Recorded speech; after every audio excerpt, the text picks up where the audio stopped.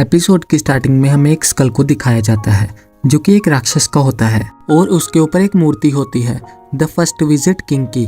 और इस बंदे की मूर्ति यहाँ पर इसलिए बनाई गई है क्योंकि इसी बंदे ने इस बड़े से राक्षस को मारा होता है। इसके बाद सीन शिफ्ट होता है और अगले सीन में हम चर्च को देखते हैं जहाँ पर फादर को गेट के बाहर दो छोटे बच्चे मिलते हैं जिनको कोई वहाँ पर छोड़कर चला गया होता है। फादर समझ जाते हैं कि दोनों बच्चे अनाथ हैं और वो उन दोनों को अपने साथ अंदर ले आते हैं। उन दोनों की टी शर्ट पर उनके नाम लिखे होते हैं जिनमें से एक तो बहुत ही प्यारा और शांत होता है जिसका नाम यूनो होता है, लेकिन दूसरा वाला थोड़ा बदमाश और शरारती होता है और वो वहाँ पर पता नहीं कैसे कैसे अजीब अजीब हरकतें कर रहा होता है जिसका नाम आस्था होता है और यही इस एनिमी सीरीज का मेन प्रोटैगनिस्ट है। इसके बाद अगले सीन में हम देखते हैं कि 15 साल बीत जाते हैं जहाँ पर आस्था थोड़ा बड़ा हो जाता है और आस्था अपनी चर्च की सिस्टर लिली को ही प्रपोज कर देता है। वो कहता है कि मैं बड़ा होकर विजार्ड किंग बनूंगा और आपको बहुत ही खुश रखूंगा, प्लीज मुझसे शादी कर लीजिए सिस्टर लिली।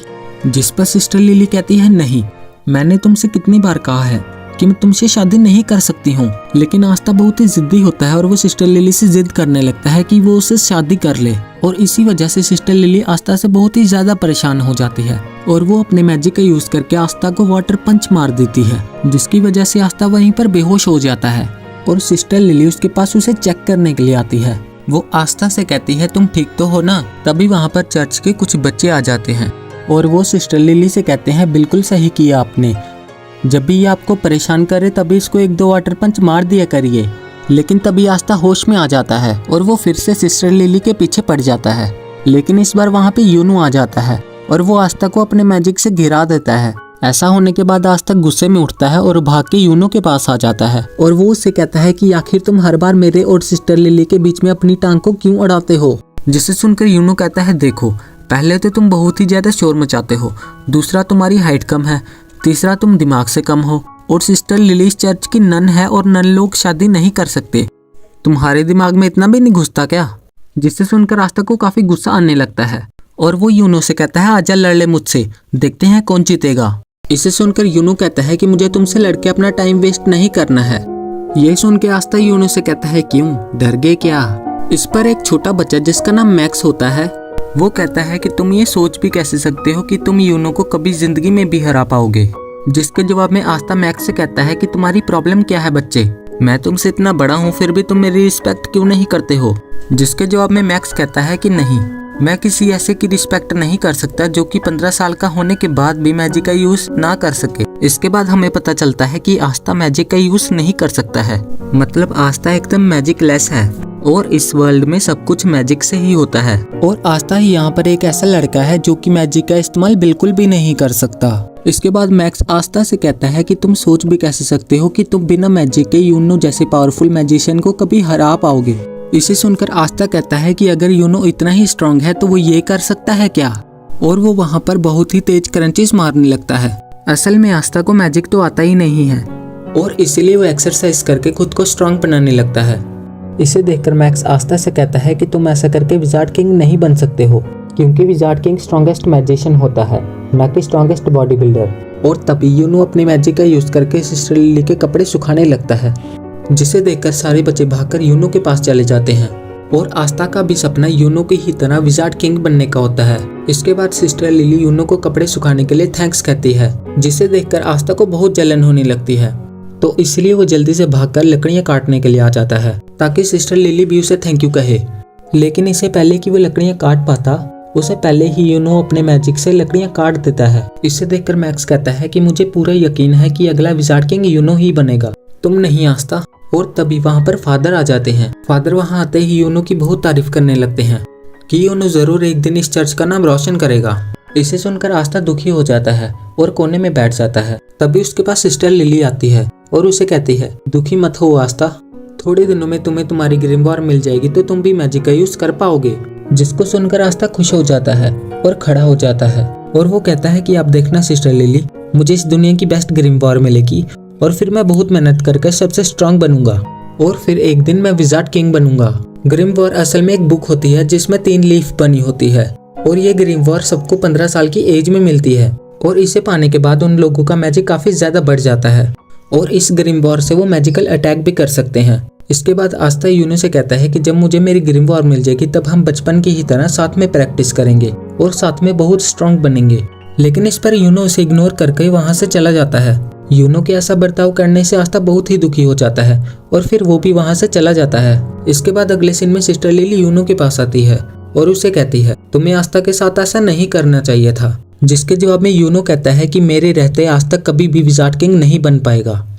जिस पर सिस्टर लिली को लगता है क्योंकि आस्था बहुत ही दुखी होके गया है तो वो मे भी किसी जगह पर बैठ के रो रहा होगा। इसके बाद सीन शिफ्ट होता है और अगले सीन में हम आस्था को देखते हैं। वो यहाँ पर ट्रेनिंग कर रहा होता है और ज्यादा स्ट्रांग बनने के लिए और अपने विजार्ड किंग बनने के सपने को पूरा करने के लिए। तो इसके बाद हम देखते हैं कि आस्था और बहुत सारे बच्चे ग्रिमवॉर टावर में जा रहे होते हैं जहाँ पर उन लोगों को अपनी अपनी ग्रिमवॉर मिलेगी। जिसे देखकर आस्था बहुत ही ज्यादा एक्साइटेड हो रहा होता है क्योंकि आखिरकार अब तो वो मैजिक का यूज कर पाएगा और यूनो को टक्कर दे पाएगा। और इसके बाद आगे हम देखते हैं कि वहाँ पर 2 नोबल फैमिलीज के भी बच्चे आए होते हैं जो कि आस्था और यूनो का मजाक उड़ा रहे होते हैं। लेकिन तभी वहाँ पर ग्रिमवॉर के मास्टर आ जाते हैं और वो सभी से कहते हैं कि आप सारे बच्चों का यहाँ पर स्वागत है। इसे देखकर आस्था काफी खुश और एक्साइटेड हो रहा होता है।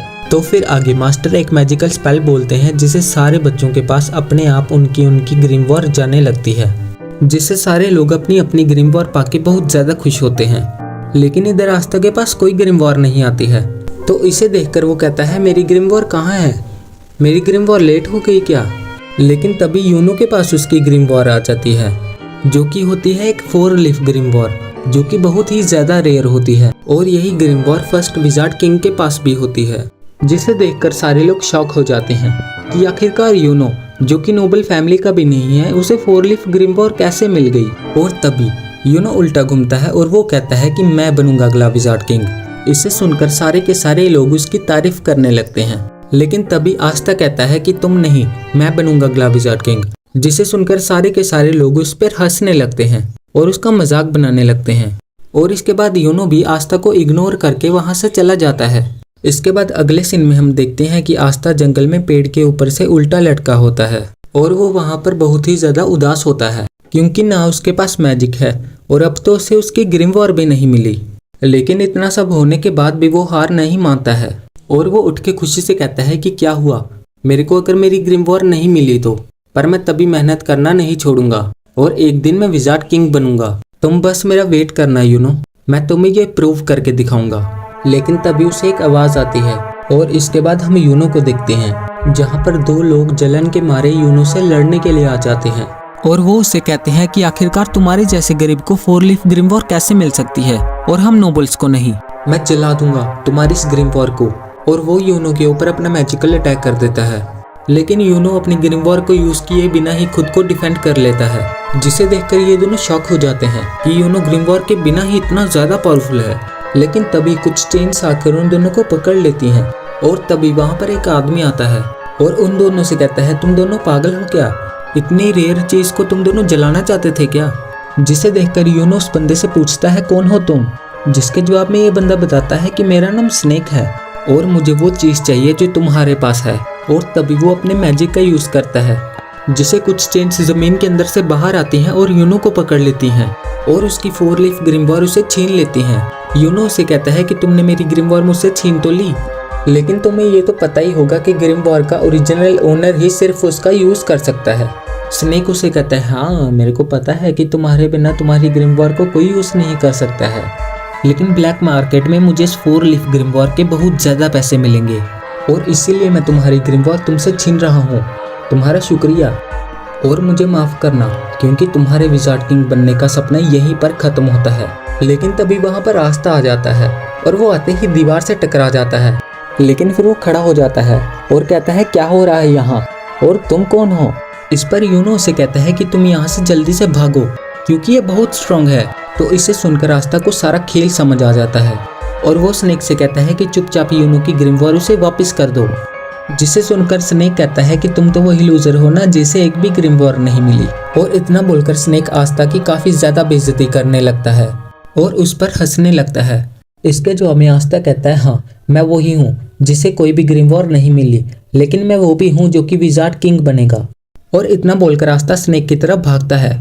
इस पर यूनो उसे कहता है स्नेक से मत लड़ो आस्था, लेकिन तभी स्नेक अपने मैजिक से आस्था पर अटैक करता है, मगर आस्था उसके अटैक से बच के उसके पीछे आ जाता है और आस्था उसे एक पंच मारने ही वाला होता है कि तभी स्नेक की चेन्स आकर उसे भी पकड़ लेती हैं और फिर स्नेक अपने मैजिक से आस्था को काफी ज्यादा इंजर्ड कर देता है। इस पर आस्था अपने मन में सोचता है कि ये तो बस एक चोर है, लेकिन ये फिर भी इतना स्ट्रॉन्ग कैसे है, और अगर एक चोर इतना स्ट्रॉन्ग है तो विजार्ड किंग कितना स्ट्रॉन्ग होगा। लेकिन तभी स्नेक आस्था को दीवार में पटक देता है और उसके पास आकर वो कहता है कि ध्यान से सुनो बच्चे, तुम अगर 100 जन्म भी लोगे तब भी तुम मुझे नहीं हरा सकते हो। इस पर आस्था सोचता है कि ये तो सही कह रहा है, मैं चाहे कितना भी खुद को ट्रेन करके स्ट्रॉन्ग बना लूं, लेकिन मैं इसे कभी नहीं हरा पाऊंगा। इसके बाद स्नेक आस्था की काफी ज्यादा बेइज्जती करने लगता है और वो उसके ऊपर हंस भी रहा था और उससे कहता है कि अपनी चेन से किसके अंदर कितना मैजिक है मैं ये नाप सकता हूँ, लेकिन तुम्हारे पास तो एक तिनके के बराबर भी मैजिक नहीं है, इसीलिए तुम्हारे पास कोई भी ग्रिम वॉर नहीं आई, क्योंकि ग्रिम वॉर मैजिक को बढ़ाती है और तुम्हारे पास तो मैजिक ही नहीं है। तुम विजार्ड किंग तो क्या, तुम कोई नॉर्मल सी जॉब भी नहीं कर सकते हो। शर्म करो अपनी जिंदगी पर, तुम एक बहुत ही बड़े लूजर हो। जिसको सुन के आस्था अंदर से टूट जाता है और सोचता है कि ये सही तो कह रहा है, मेरे अंदर तो मैजिक ही नहीं है और ना ही मेरे पास कोई ग्रिम वॉर है, तो फिर आखिर मैं विजार्ड किंग कैसे बन सकता हूँ, जो कि पूरी दुनिया का सबसे स्ट्रॉन्गेस्ट मैजिशियन होता है। और तभी जिंदगी में पहली बार आस्था गिव अप करने वाला होता है कि तभी यूनो चिल्लाकर बोलता है, नहीं, मैं जानता हूँ कि आस्था विजार्ड किंग नहीं बनेगा, क्योंकि अगला विजार्ड किंग तो मैं बनूंगा। लेकिन आस्था कोई लूजर नहीं है, वो मेरा राइवल है और उसके अंदर भी एक मैजिकल पावर है और वो है कभी भी गिव अप ना करना। और इसे सुनकर आस्था के अंदर मानो फिर से जान आ जाती है। वो स्नेक से कहता है, दूर हट मुझसे, और आस्था के पास से एक अजीब सी एनर्जी आने लगती है। और ये एपिसोड यहीं पर खत्म होता है।